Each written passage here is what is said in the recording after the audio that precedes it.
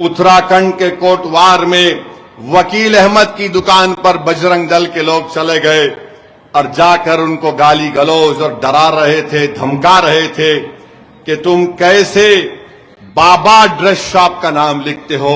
एक हमारा हिंदू भाई जिसका नाम दीपक कुमार है, जिम चलाता है, वो आवाजें सुनकर आया और उसने कहा कि तुम होते कौन हो कि तुम वकील अहमद से कहो जो दुकान 30 साल से कोटवार में है, नाम बदल दो। उसने बजरंग दल के उन तमाम लोगों के सामने, जालिमों के सामने खड़े होकर उनसे बातचीत की, उनको भगाया वहां से। पूरे बजरंग दल के लोग गाड़ियों में आते हैं और उस दीपक कुमार से जब पूछा गया तुम्हारा नाम क्या है, तो उसने कहा मेरा नाम मोहम्मद दीपक है।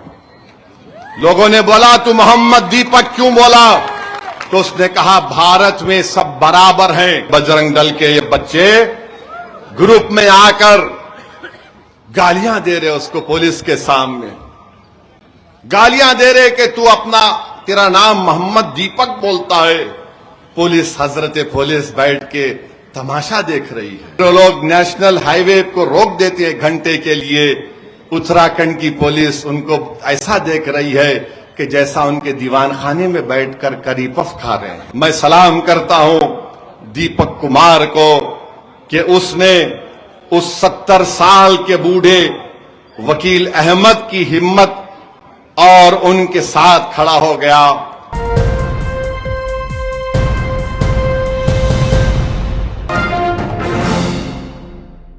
अफसोस होता है कि आज से थोड़े दिन पहले उत्तराखंड में एक जगह है, कोटवार नाम है, वहां पर एक हमारे वकील अहमद साहब की 30 साल पुरानी दुकान है और दुकान का नाम है बाबा ड्रेस शॉप।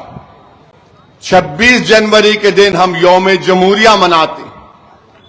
पूरे देश में रिपब्लिक डे या यौम जमहूरिया के तौर पर मनाया जाता है कि हमने उस दिन भारत के आईन को अपनाया था, जिसको बाबा साहिब अंबेडकर ने बनाया था। तो उस दिन उत्तराखंड के कोटवार में वकील अहमद की दुकान पर बजरंग दल के लोग चले गए और जाकर उनको गाली गलौज और डरा रहे थे, धमका रहे थे कि तुम कैसे बाबा ड्रेस शॉप का नाम लिखते हो, तुम बाबा निकालो।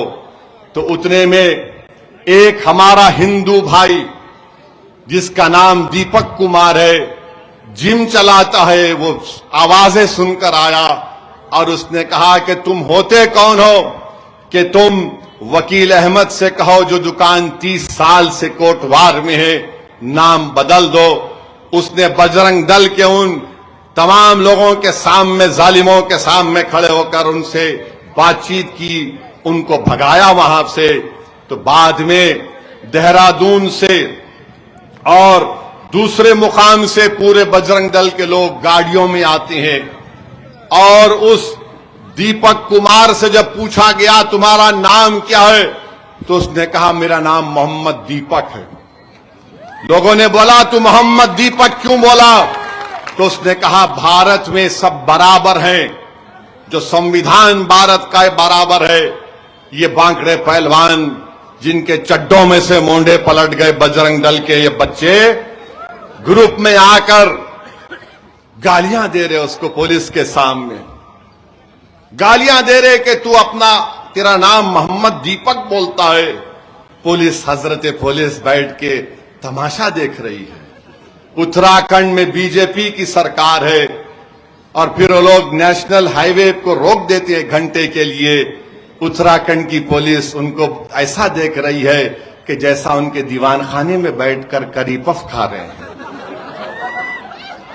नेशनल हाईवे पर बैठ गए और गालियां दे रहे उस दीपक कुमार को।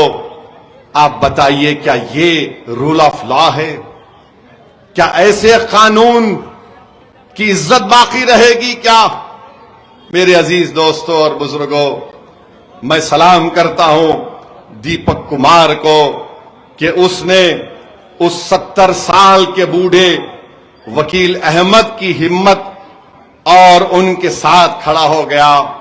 यही भारत है।